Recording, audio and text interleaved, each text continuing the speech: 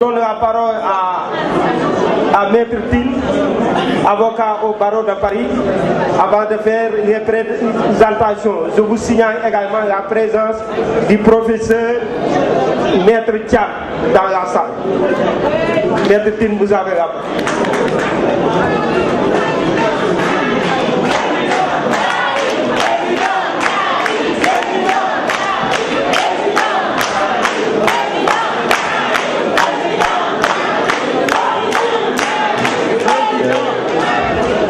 Merci, Monsieur Touré.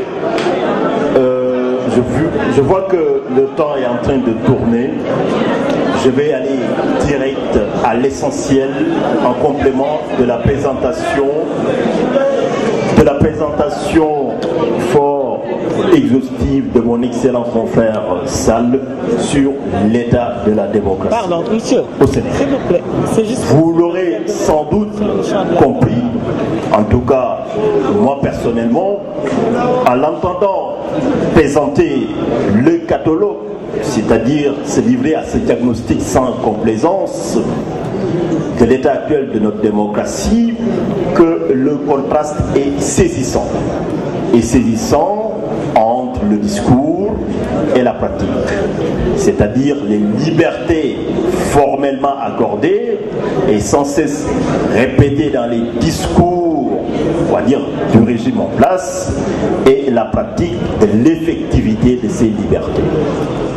Et ce qui est inquiétant aujourd'hui, c'est que la situation n'a pas l'air de s'améliorer, parce que ce qu'il appelle la répression n'est plus le monopole du vécu des partis politiques de l'opposition, mais aussi la société civile l'a vécu, pas plus tard qu'il y a quelques semaines, une marche de la société civile qui voulait effectivement dénoncer les conditions des détenus à Rebeuss, bien sûr, a été strictement interdite. Interdite, effectivement, en violation d'un droit constitutionnellement proclamé. Il vous l'a rappelé tout à l'heure, c'est la Constitution sénégalaise qui proclame effectivement l'existence de cette liberté, ce droit de manifester pacifiquement, et la loi est très claire. Chaque Sénégalais a le droit d'exprimer et de diffuser ses opinions par la parole, la plume, l'image et la marche pacifique. Et la loi place cette liberté, il convient de le préciser, sous le régime de la simple déclaration préalable et du dépôt légal. Ce qui veut dire que si l'opposition ou la société civile souhaite aujourd'hui marcher, il suffit simplement, bien sûr, d'en informer l'autorité administrative. Mais qu'est-ce qui se passe ? C'est que depuis 2012 à nos jours, nous avons constaté effectivement que, comme il l'a rappelé tout à l'heure, le principe c'est l'interdiction, les autorisations, l'exception. Chaque fois d'ailleurs qu'une marche est autorisée, les gens ils sont inquiétés. C'est-à-dire ils se demandent finalement d'ailleurs pourquoi on nous a autorisés, alors que c'est l'inverse qui devait se faire. Et je pense que les modalités de l'exercice ont été bien avant la Cour suprême, parce que récemment il y a des décisions d'annulation, de refus du préfet, mais bien avant, à l'époque où il y avait le Conseil d'État, le juge administratif était venu préciser les deux hypothèses strictes où l'interdiction peut être admise, qui sont limitativement de deux. C'est les risques de troubles à l'ordre public et l'insuffisance des forces de l'ordre. Je reviens sur les risques, parce que le risque, bien sûr, par définition en droit, c'est une notion qui est en virtualité. Ce qui veut dire que, de prime abord, rien n'est un risque, tout peut le devenir. Il suffit que l'autorité administrative qui est habilitée à statuer l'invoque. Mais en démocratie, l'âme de la démocratie, c'est le contrôle. Et le juge a exigé à l'autorité administrative, lorsqu'il invoque ce risque de trouble à l'ordre public, il doit le caractériser. Le caractériser en fait, matériellement. En le caractérisant d'ailleurs pas, il prive de possibilités pour le juge juge administratif d'en constater la légalité. Or, la plupart des décisions d'interdiction que les Sénégalais reçoivent, les autorités administratives se bornent tout simplement à invoquer vaguement cette notion sans montrer en quoi elle est caractérisée. Dans certains cas, bien sûr, on est dans ce qu'on appelle, dans la théorie administrative, dans la théorie de motif-objet, c'est-à-dire l'autorité administrative en tant que telle a décidé bien avant d'interdire la manifestation et ensuite va décider de servir un argumentaire, ce qui n'est pas concevable dans un état de droit et dans une démocratie comme le Sénégal, dont vous l'avez rappelé tout à l'heure. Vous avez magnifié le parcours et je pense effectivement que cette évolution démocratique, qu'on le veuille ou non, est indissociable du parcours politique de notre confrère Abdoulaye Wade qui est ici présent. Et je pense que la démocratie étant un work in progress, c'est-à-dire une œuvre continue, chaque génération doit l'instruire et amener sa contribution. Donc c'est pour vous dire que rien de plus normal dans le cadre d'un processus dynamique qu'une œuvre puisse être entravée, mais tout dépendra de la capacité des générations à vouloir apporter les correctifs appropriés pour qu'on continue à progresser effectivement dans cette quête perpétuelle qui est la démocratie. Autre précision, c'est par rapport à la liberté d'expression. Vous l'avez invoqué, les cas sont nombreux. J'en ai compté plus d'une dizaine lorsque vous invoquez les noms des personnes qui ont été arrêtées, soit parce qu'ils ont exprimé leur liberté d'expression ou d'opinion, et la plupart du temps, ils sont tombés sous l'incrimination de ce qu'on appelle l'offense, le délit d'offense au chef de l'État. Moi, j'ai un problème particulier vis-à-vis de cette notion. Au-delà de la plasticité de la notion, comme je vous ai dit aussi, c'est comme la notion de risque, elle n'est pas définie par les textes. Ce qui veut dire que de prime abord, lorsque l'on s'engage dans le débat politique, rien n'est une offense au chef de l'État. Ex post, bien sûr, il suffit que le président s'en plaigne pour effectivement que le procureur s'en saisisse pour dire effectivement vous avez offensé le président. Tout cela pour vous dire qu'il y a une difficulté de taille qu'il faudra régler au niveau des textes sénégalais et au niveau de la pratique démocratique. C'est que n'oublions pas que le président de la République a deux casquettes. Il est président de la République le jour et chef de parti la nuit. Et en démocratie, nul n'est au-dessus de la critique de ses concitoyens. Mon confrère l'a appelé tout à l'heure. D'ailleurs, la critique est consubstantielle à la démocratie. Et on ne sait pas, comme d'ailleurs il s'était engagé à le faire, parce que la plupart des candidats avaient pris l'engagement pour éviter toute confusion, qu'une fois qu'ils vont accéder à la magistrature suprême, qu'ils allaient démissionner de la présence de leur parti. Donc, étant chef de parti, rien de plus normal que engagé dans la compétition du jeu politique que les autres, effectivement, dont le rôle actuel dévolu dans la gouvernance démocratique, c'est de critiquer l'action, rien de plus normal, bien sûr, qu'ils exhibent leur déception, leur opinion, leur état d'âme. Maintenant, la question que je pose, est-il concevable qu'un acteur du jeu politique puisse être au-dessus du jeu citoyen? Donc ça pose un problème. Et c'est tellement évident, bien sûr, que la plupart du temps, ces incriminations ont conduit ces personnes à des détentions préventives, même si cela ne se justifiait pas au niveau des impératifs. Parce que, comme aussi bien d'autres droits, avec la liberté, la présomption d'innocence, même si vous êtes accusé, le principe doit être la liberté. la détention l'exception. On ne doit vous amener en prison que lorsque c'est l'unique moyen de représentation. Sauf s'il y a des risques de fuite ou de réitération. Mon confrère vous a exprimé tout à l'heure son vécu. Vous ne me direz pas quand même qu'un ancien garde des Sceaux n'avait pas les garanties de représentation dans le pays où il était. D'autant plus que c'est quelqu'un quand même, au-delà de son engagement politique, fait partie d'un corps d'auxiliaire de justice. C'était quand même la moindre des égards. Ça c'est mon avis personnel.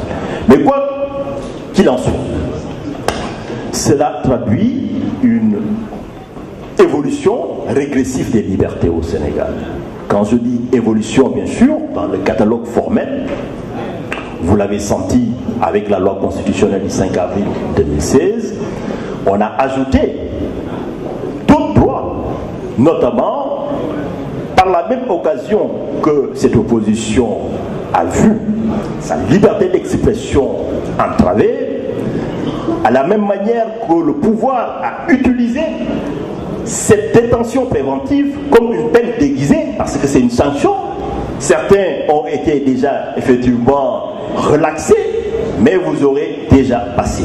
C'est une manière effectivement de frapper les esprits et de dire que les prochains, avant même que le juge quand même se prononce, vous allez passer à reverse, ce qui est inconcevable. Mais sous le même rapport, nous avons des dispositions qui arrivaient, qui entraient en vigueur, qui disaient qu'on voulait moderniser le rôle des partis politiques, mais surtout renforcer l'opposition et donner un statut particulier au chef de l'opposition. L'opposition, c'est un rouage essentiel de la démocratie. Sans opposition, il n'y a pas de majorité. Et d'ailleurs, même le pouvoir, ne serait-ce que pour pouvoir améliorer son action, a besoin quand même de regards extérieurs qui critiquent, qui pointent les imperfections et ainsi de suite. Et lorsque vous regardez ce qui s'est passé ces dernières années concernant, donc, on va dire, ces droits qui sont proclamés, aujourd'hui, on nous a mis en application, dans la même réforme, par exemple, on a installé récemment le Haut Conseil des collectivités locales. Mais pourtant, il y a des droits qui ont été proclamés pour reconnaître un certain statut à l'opposition, un certain statut protocolaire même, mais ces notions demeurent d'une ineffectivité d'une certaine manière. Il y va de soi aussi pour le financement des partis politiques. Cela traduit aussi une sélectivité dans la mise en application du droit formel, dont on a proclamé bien sûr vouloir, soi-disant, reconnaître un certain nombre de droits. Tout cela m'amène à une constatation très simple, c'est que, selon moi, je ne crois pas qu'on puisse résumer la démocratie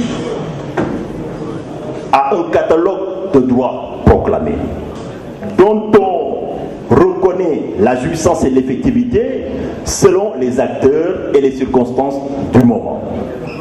Je vais être précis. La plupart du temps, ces droits demeurent ineffectifs.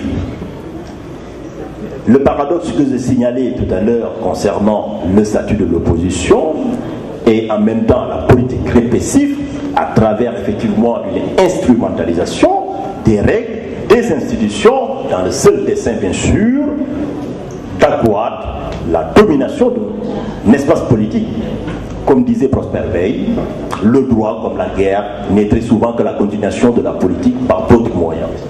Et citant toujours le même Prosper Veil, mon confrère l'a dit tout à l'heure, ce qui est regrettable au Sénégal, c'est que depuis 2012, ce qu'il appelait effectivement, en citant Prosper Veil le caractérise comme un miracle, c'est-à-dire cette soumission volontaire de l'État au droit, le fait que l'État accepte de se soumettre aux décisions de justice, de prime abord, c'est quelque chose qui relève d'un miracle. Et pourtant, nous l'avions réussi. Et ces dernières années, nous avons vu que le pouvoir s'est mis dans une posture inquiétante vis-à-vis de la légalité.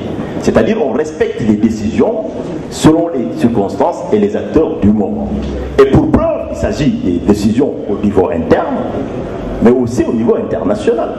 Nous avons eu les décisions de la Cour de justice de la CEDEAO, nous avons eu effectivement l'avis du groupe de travail, même si par des moyens détournés, ils ont cherché quand même à se libérer de leurs obligations internationales, mais aussi effectivement, il l'a dit, à travers l'affaire Aiden Ndong, nous avons vu effectivement que la Cour suprême s'est arrogée au pouvoir qu'aucune loi ne peut l'autoriser. Que ce soit en France ou au Sénégal, la Cour suprême, donc c'est comme la Cour de cassation en France, n'est pas un juge de troisième degré, c'est un juge de droit.